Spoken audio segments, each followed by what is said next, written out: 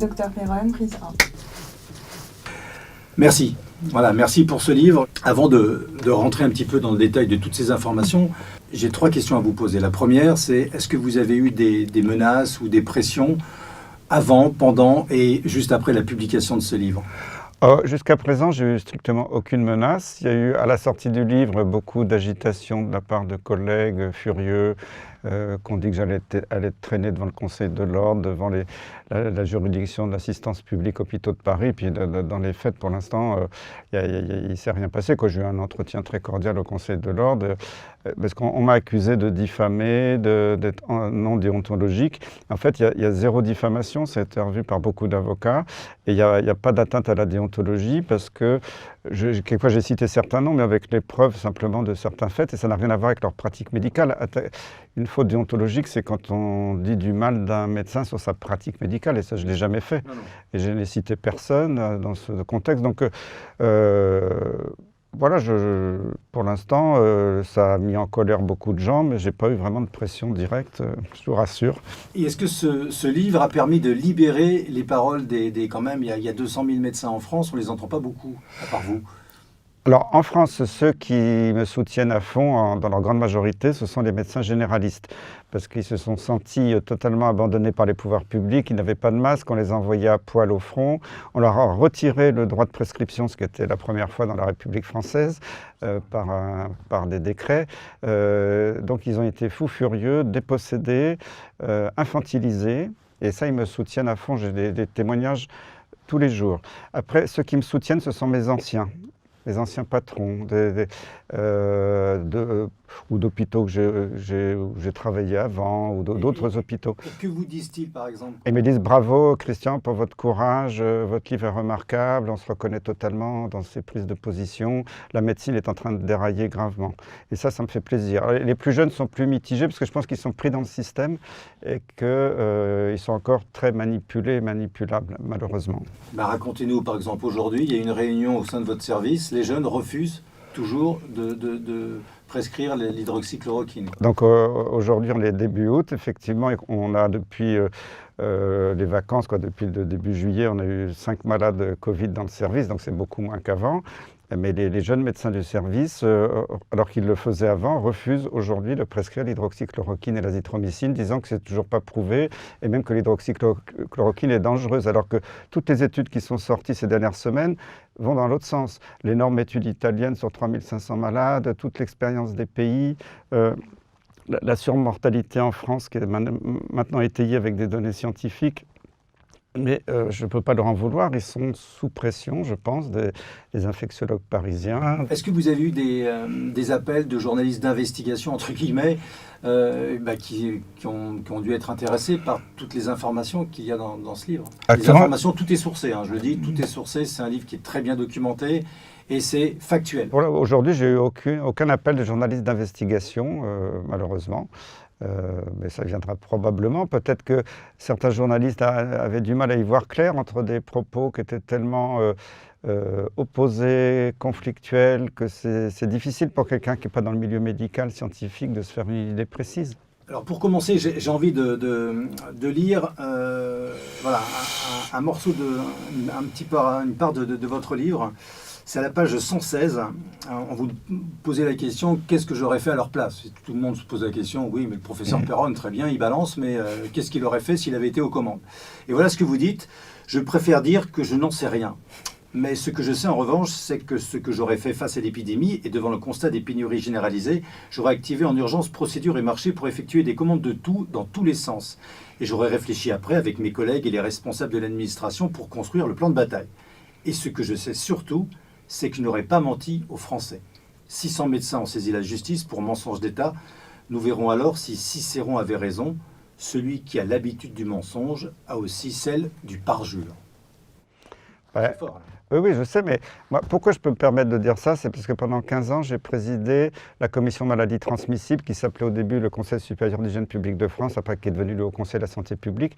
Donc j'ai conseillé beaucoup de gouvernements, de ministres dans des crises sanitaires. Il y en a eu pas mal, mais il y a les grandes connues, c'était la pandémie grippale en 2009, le SRAS, etc. Et vraiment, il y avait un mode d'organisation au ministère de la Santé qui marchait très bien, qui a été complètement démantelé, j'en parle dans le livre. Et il y avait des procédures préventives sur les masques. En 1er juillet 2011, je signe c'était une recommandation qui était à la demande des autorités du ministère de l'époque, disant comment on gère les stocks de masques. Tout est écrit dedans. Et s'ils avaient suivi, on n'aurait pas eu une pénurie de masques. Malheureusement, il y a des hauts fonctionnaires qui, quelques mois après, ont dit les masques, ça ne sert à rien, poubelle. Donc, c'est dramatique en France ce qui s'est passé. Et l'Institut Pasteur a monopolisé le savoir, soi-disant, sur les tests, alors qu'il y avait... Si vous regardez, il y avait un professeur chef d'unité INSERM au CHU de Lille qui, au milieu de l'épidémie, a hurlé dans les médias en disant nous, INSERM, avec mes collègues du CNRS, on peut vous faire des milliers de tests par jour. Les vétérinaires ont fait la même chose. On leur a dit non, allez jouer ailleurs. Bon, après, sous la pression, Olivier Véran avait passé un arrêté pour dire oui, ils ont le droit. Mais après, il n'y a jamais eu, je dirais, les textes d'application, parce que beaucoup de ces labos n'ont jamais eu l'autorisation finale. Donc on est tombé dans un truc kafkaïen, totalement administratif, où au jour d'aujourd'hui, on n'a pas forcément la capacité de... Alors il y a beaucoup de tests qui sont faits à droite à gauche, mais qui ne sont pas toujours bien validés, mais tout ça n'a pas été organisé comme il faut. Et on aurait pu produire les tests, il n'y avait aucun problème. Quand les professeurs de Berlin, avec Angela Merkel, qui est une scientifique, c'est une chimiste à la base, ont dit à tous les médecins allemands, publics, privés, recherche, vétérinaires, allez-y, faites des tests, voilà la recette, allez-y, et on va évaluer tout ça en cours de route, en marchant. Il y a urgence, les gens meurent là, on y va. Et ça, en France, on a dit non, non, oh là là, il faut attendre l'homologation, la norme AFNOR, et il y a des tests en octobre, ils ne sont toujours pas validés.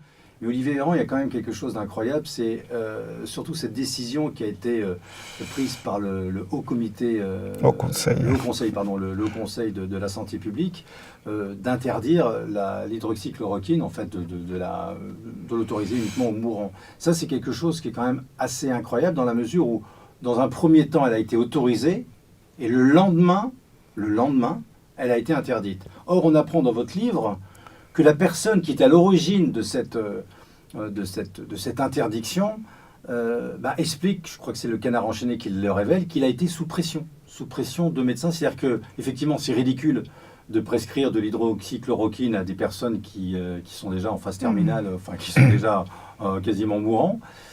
Pourquoi? Est-ce que vous avez des précisions? Là, vous parlez du professeur Franck Chauvin, qui est le président de tout le Haut Conseil de la Santé publique, qui effectivement a avoué ça a posteriori.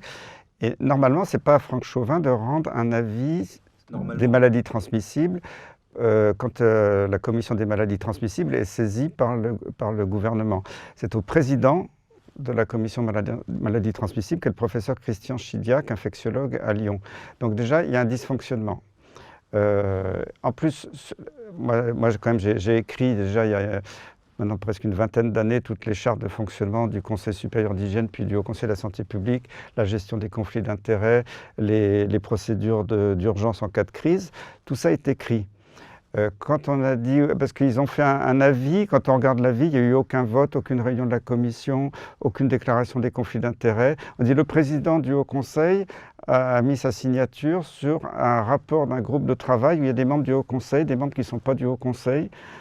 C'est quoi ce truc? C'est n'importe quoi. Alors, moi aussi, quand j'étais président, je me suis appuyé sur des groupes de travail mixtes. C'était bien si on rassemble des experts pour une crise. Mais à ce moment-là, leur avis doit être validé par un vote de la commission maladies transmissibles. Et alors, effectivement, on peut dire, oui, mais là, il y avait urgence, mais la procédure d'urgence, elle existe. Elle se fait par ceux qui peuvent venir, les Parisiens ou qui sont sur place. Et puis avec le confinement, on ne pouvait pas trop se déplacer. Après, ça peut être fait par téléphone. On met une pieuvre, un téléphone collectif au milieu de la table. Tout le monde peut participer au débat. Et le soir même, on envoie un projet d'avis par mail. Et les gens valident dans les 24 heures. Et cette procédure, elle existe. Elle n'a pas été respectée. Si vous regardez, il n'y a eu aucun vote. Aucune déclaration des conflits d'intérêts. Or, dans la charte des conflits d'intérêts, c'est moi qui l'ai écrite avec d'autres collègues, à chaque réunion, parce qu'on doit le déclarer tous les ans, mais quelquefois les gens peuvent oublier, puis il y a un sujet qui peut être un peu particulier. À chaque réunion, je l'ai toujours fait, c'était systématique, je n'ai jamais raté une seule fois, c'est écrit à chaque fois dans les rapports. Quand j'ouvrais chaque séance, je disais, y a-t-il un conflit d'intérêts à l'ordre du jour? Et toute personne qui avait un conflit d'intérêt majeur, on ne prenait pas en compte les congrès, tout ça, parce que sinon il n'y avait plus personne dans la salle, mais des gens qui avaient touché des contrats, des honoraires, devaient le déclarer. Et si c'était le cas, ils pouvaient éventuellement s'exprimer au début, mais sur les sujets très chauds, ils devaient quitter la salle, ne pas participer au débat final, ne pas voter. En tout cas, aujourd'hui, une évidence, c'est que tout le monde est perdu. Tout le monde est perdu, on est dans un combat de scientifiques, donc y croire, tout le monde dit, même dans nos propres familles, le sujet divise. Comment comprenez-vous, par contre, comme un médecin, quand même, comme Karine Lacombe, qui dirige un service de santé à l'hôpital Saint-Antoine, donc quand même quelqu'un qui est reconnu, qui a des compétences, qui va passer sur tous les plateaux de télévision pour nous dire la même chose, que non, comment des scientifiques de renom peuvent-ils se compromettre avec la chloroquine? Comment expliquez-vous cette démarche alors que cette même personne ne peut pas ignorer que, oui, la chloroquine marche, puisqu'il y a notamment le découvreur du virus, le SRAS, qui est le premier professeur en Chine, on avait montré que la chloroquine marchait. Comment expliquez-vous cette démarche de plusieurs médecins qui ont quand même participer dans tous les plateaux télé et qui fait qu'il y a une confusion au niveau du grand public? Ce qui n'est pas normal, c'est que dans une émission de télévision grand public, il faudrait soit à l'avance que le journaliste qui invite telle personne lui demande d'envoyer sa déclaration de lien d'intérêt, ou que ce soit à la limite obligatoire de le déclarer sur le plateau de télévision, avant. Et malheureusement, ça n'est jamais fait. Et ça, ce serait une mesure qui pourrait être prise facilement et qui assainirait beaucoup de choses, et probablement pas que dans le domaine de la médecine, dans d'autres domaines, parce que ces histoires de conflits d'intérêts, ça ne touche pas que la médecine, même si je le sais officiellement par des rapporteurs spéciaux à Genève, à l'ONU, ils m'ont dit, mais Monsieur Perron, vous savez, l'industrie pharmaceutique, c'est la plus grande source de corruption au monde, avant les bâtiments travaux publics ou d'autres domaines, parce que ça ne coûte pas très cher un médicament. Ça coûte cher, ce qui coûte cher, c'est les études, mais une fois que les études sont terminées, ça ne coûte pas si cher. J'ai entendu récemment finalement que le remdesivir coûtait quelques dollars à fabriquer, puis c'est quelques centaines de dollars à la vente après. Donc la marge importante. Il y a des marges très importantes. Donc après, quand il y a des molécules qui se battent pour avoir des parts de marché, ça peut tout de suite faire des centaines de milliards de dollars ou d'euros à l'échelon de la planète, quand ce sont des médicaments qui sont très largement diffusés. Donc on voit que c'est un sujet très chaud, et ça, il faut en être conscient. En coronavirus, nouveau bond des décès aux États-Unis, 1 million de cas en Afrique. Et quand vous lisez, la pandémie due au Covid-19 a fait au moins 712 000 morts dans le monde depuis fin décembre, selon un bilan établi par l'Agence France-Presse. C'est plus l'OMS, c'est l'Agence France-Presse qui établit le bilan maintenant, avec ses correspondances, et c'est assez intéressant. Globalement, le nombre de morts a doublé depuis le 26 mai, et 100 000 décès supplémentaires ont été détectés. Moi, ce qui m'a frappé, c'est qu'en plein milieu de la vague épidémique, l'OMS avait posté une annonce énorme en disant attention, ce virus va être éternel. Je ne sais pas si vous vous souvenez de cette publication de l'OMS. Comment ils peuvent savoir que le virus va être éternel? Moi, après, ils l'ont retiré. Le virus va être éternel. Oui, mais non. Ben si, moi je l'ai vu, je n'ai pas rêvé, c'était publié sur les réseaux sociaux, dans les médias, puis après ça a été retiré. Mais on nous fait un scénario catastrophique. Je ne dis pas qu'il ne peut pas y avoir une deuxième vague, il faut être prudent, ça s'est déjà vu de façon exceptionnelle dans l'histoire, et il n'y a personne qui peut le prédire, il faut être armé, c'est tout. Si on est prêt, on l'affrontera. Si on n'est pas prêt... Mais si la deuxième vague arrive, qu'on nous interdit toujours l'hydroxychloroquine, là, ce sera très grave, parce qu'on a l'expérience et les publications. Oui, puis ça marche. En plus, ça marche, et c'est archi prouvé maintenant dans le monde entier. Là, ce matin, dans le service, je leur dis, mais attendez, là, vous me dites que ça ne marche pas, mais le Lancet, le New England Journal of Medicine, ils ont rétracté leurs articles, c'était frauduleux. On m'a dit, non, mais vous êtes complotiste. Bon, je veux bien. Et puis, moi, ce qui m'a fait plaisir, c'est que les rédacteurs en chef de ces journaux ont parlé. Alors, ce qui m'a un peu étonné pour Richard Horton du Lancet, c'est qu'il est déjà en 2016, donc ça fait un bail, ou 2018, je ne sais plus très bien la date, je crois que c'est plusieurs années.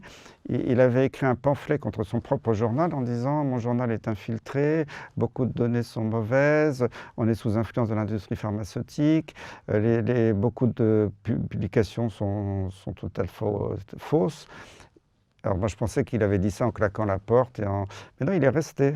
Donc il a craché dans la soupe et il continue de manger dans la soupe. Alors il a Il a eu aussi un article très, très fort récemment en dénonçant ce qui s'est passé dans son journal, en dénonçant, en disant que les gouvernements des pays riches, notamment en Europe, avaient été absolument incapables pour gérer la crise. Mais il n'y a pas que le Lancet. Le New England Journal of Medicine, alors je ne sais plus son nom par cœur, mais une femme qui était rédactrice en chef il y a quelques années, quand elle avait quitté le journal, mais elle l'avait quitté, avait dénoncé ça. Elle avait fait à l'époque un article dans le New York Times. Elle avait dit la même chose. Le New England il y a des excellents articles dans le New England Journal, mais il y a des articles pourris, vendus à l'industrie. Elle le disait elle-même.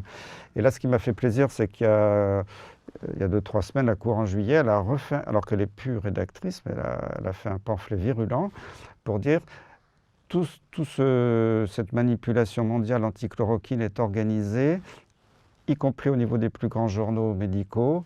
C'est elle-même qui l'a dit, c'est pas moi.